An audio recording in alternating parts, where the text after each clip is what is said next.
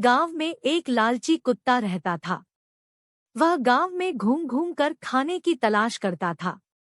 वह इतना लालची था कि उसे जितना भी खाने के लिए मिलता था उसे कम ही लगता था।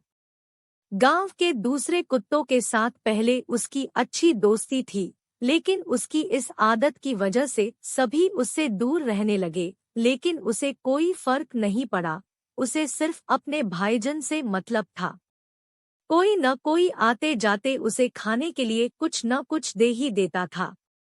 उसे जो खाने को मिलता उसे वो अकेले ही चट कर जाता।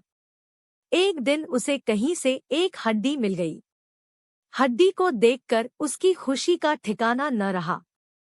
उसने सोचा कि इसका आनंद तो अकेले ही लेना चाहिए। यह सोचकर वो गांव से जंगल की ओर जाने लगा। रास्ते में वह पुल के ऊपर से नदी पार कर रहा था, तभी उसकी नजर नीचे नदी के ठहरे हुए पानी पर पड़ी। उस समय उसकी आंखों में सिर्फ हड्डी का लालच था। उसे यह भी पता नहीं चला कि नदी के पानी में उसका ही चेहरा नजर आ रहा है।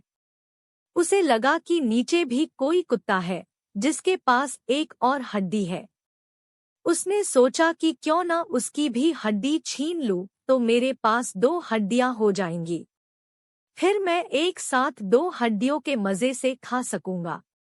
ऐसा सोचकर वह जैसे ही पानी में कूदा, उसके मुंह से हड्डी सीधे नदी में जा गिरी।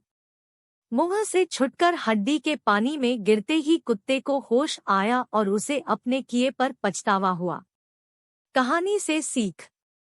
इस कहानी से हमें यह सीख मिलती है कि हमें कभी भी लालच नहीं करना चाहिए। लालच करने से हमारा ही नुकसान होता है।